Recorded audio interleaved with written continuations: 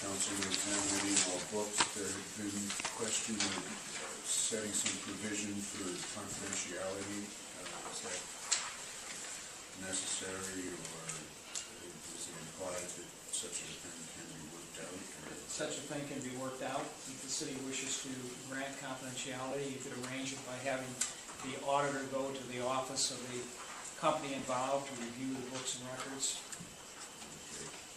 Doesn't have to be specifically approved. Section 9, paragraph C. The ferry boat company shall make any charge for passenger tickets that is inconsistent with its schedule of rates. Does that prohibit like a standard deal of somebody providing free freight in return for getting all their business for conventions? It would prohibit that, and the existing ordinance has a provision that would also prohibit that. The existing ordinance has a provision prohibiting any discrimination, any unreasonable discrimination.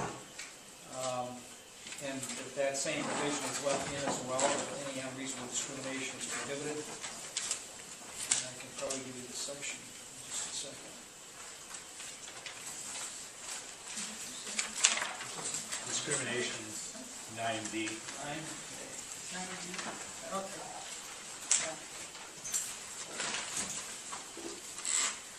Now, 9B provides no ferry boat company shall make any unjust or unreasonable discrimination in rates, charges, classification, promotion, practices, regulations, etc.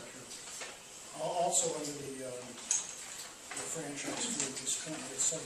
If we wanted to reduce that before the start of the season, would that be a problem if we approve this ordinance tonight? Well, I think it would take an amendment of the ordinance to reduce it.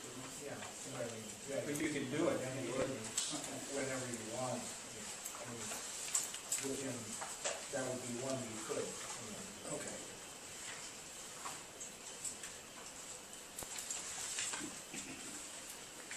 Other question?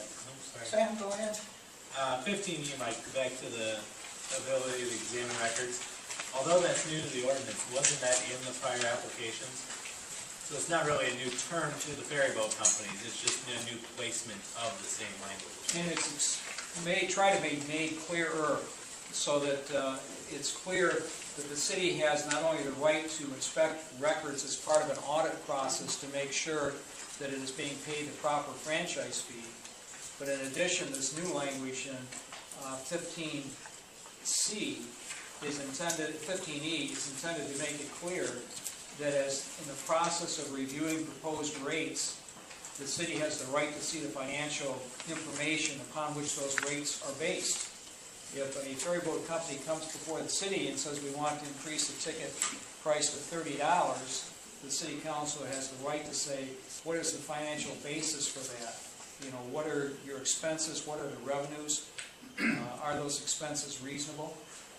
And so this is intended to make it clear that the city can look at that financial information. Is this the same section that if gas prices go up prohibitively and they need to come to the city and ask for a rate increase?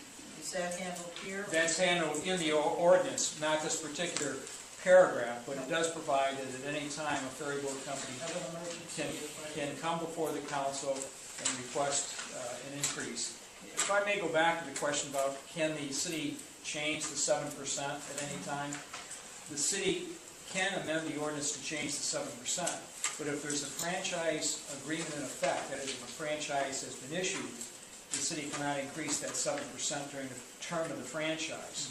Now, the city, if the city wanted to reduce it, say to 6%, Yeah, if we did want to reduce it, that would be... you can do that, and then you just reach an agreement with the ferry boat companies to change the franchise term to also reduce the rate from 7 to 6%.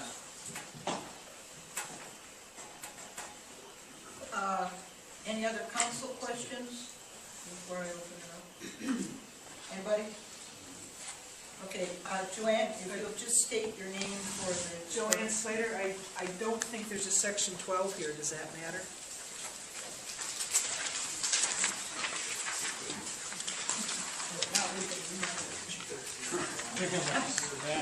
I guess it's like the 13th floor of a building.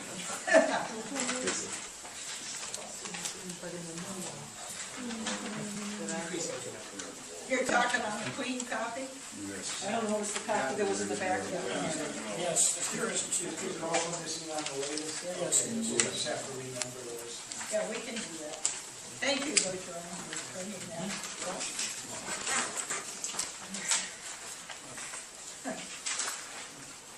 Yes, Becky. Becky Barnwell. Just another housekeeping. On section 4, subsection B, it refers to section 15. I think that should be 16. Yeah, we need to go back and Whatever check number all it's the, gonna be, all right. the numbers may be off now, so And we'll then go I have back a and check question it. for Mr. Kavanaugh. On section 9, about a little further than halfway down, subsection A, the sentence that starts, boat company may submit. When you were reciting that, you said must, which is a lot stronger than may. Okay, let me just, if I can read down. All right. find that.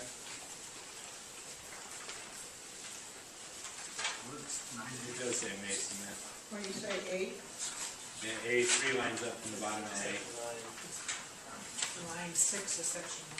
Yeah, is it the sentence that reads, at any time after approval of schedule rates, fares, and charges, the ferry boat company may submit a written request? Right. And the reason it says may there is to indicate that it's permissive, that they are obligated to follow their rates unless they request a change from the city. And if they want to request a change from the city, they may submit a written request for a But they don't change. have to. They don't have to, and if they don't, then, you know, the existing rate stays on file and is enforced. okay.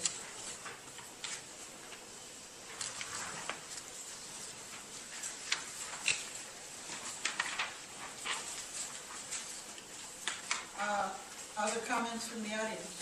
Yes, Tom. State your Tom name, please. Feifel, Starline Ferry, CEO. I'd like to make a formal request for May 6th from St. Ignace, free ride for the residents of Chippewa and Mackinac counties. And on May 7th, in Mackinac City, a free ride for the residents of Sheboygan and Emmett counties. And my formal request. Tom, if you put that in writing. Sure. And to send it to us so we have it on file, and then that would go with your next franchise, because, you know, technically that would go for next year. Okay. So We're this still year- under the old one right now. This year, We're talking, no. I see what you mean. Yeah. There's no franchise for the summer yet. Right.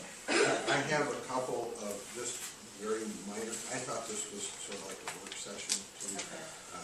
We're trying to get it done today. Yeah, well, this isn't reinventing the wheel. You have in 3 places, we have to have stuff sent in, our rates and our schedule by February 1st. That just Too doesn't late. make sense to our business. Okay. December 10th would be much better. Even early, we've already made our deals with tour companies, with conventions and so on.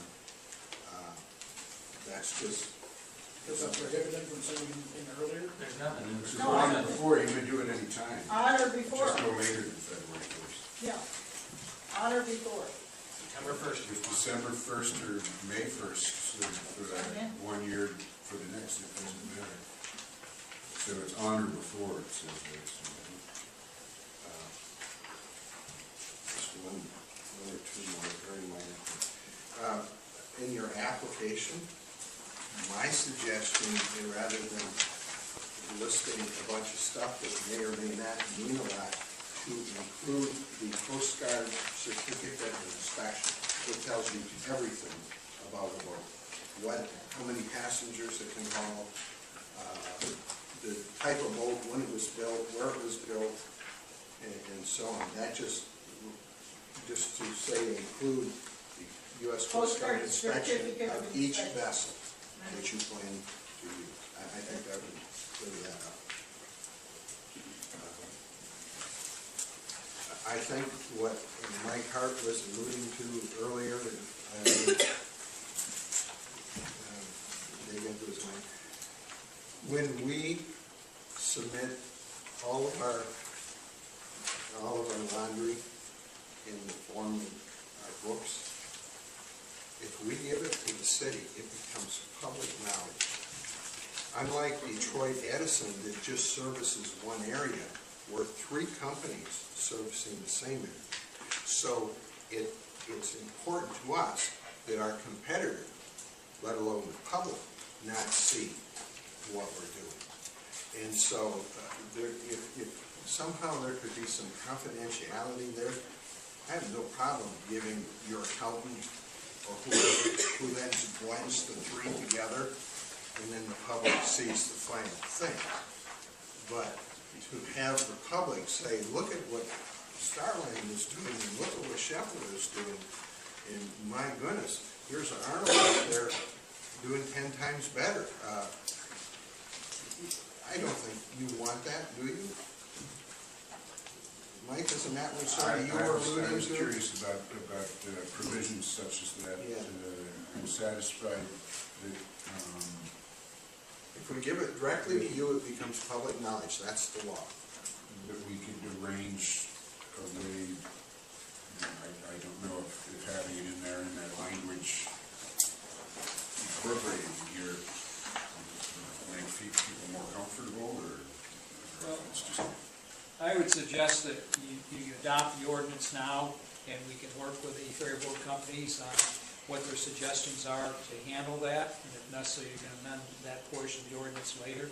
You know, one possibility is to provide that that information will be provided to an auditor selected by the city, who will go and to the location of ferry boat companies and review that information. That's one possible way to handle it. I mean, the other argument can be made is that essentially these are public utilities and it all should be out in the light of day. You can decide how you want to handle that going forward in the future. I think it's important, however, to maintain that the burden of proof on any sort of change does rely on the boat company's ability to provide. I'm thinking back a few years ago, and the boat companies came and said, fuel's up, we need $3 per person added on. We didn't really get asked, we just got told. Now, we were never shown one fuel bill, we were never shown how that, we don't know if they made a profit off of that $3 per head thing. I'd like to think that they didn't, but they very well may have. One of the companies may even have hedged their fuel that year, so the $3 surcharge on every passenger was money in the pocket. So I don't have a problem with setting up some sort of system where the books aren't open up to the world. However, it doesn't limit your burden to prove to us that the reason you're seeking relief and or a change to rates or fares still needs to be, proved and or provided. You just can't come in and just because the gas at the pump is up $1, one doesn't necessarily coincide with the other. So the proof still has to be presented to the city. And it's the city council that has to make the decision on approving a change in the rates, and you're going to need access to the information to make a decision. So, again, I would suggest that the language that's been proposed be adopted, and then if you want to, in any particular year when the issue comes up, if you want to rely upon an auditor to look at the information, provide a report, you could decide that. But on the other hand, since you are making a decision, in the end, you're going to have to be able to have access to the information to make an informed decision. Yeah, I see this as allowing us, if we want to have an audit, and at that point that you call for an audit, the terms of whatever you're trying to audit would get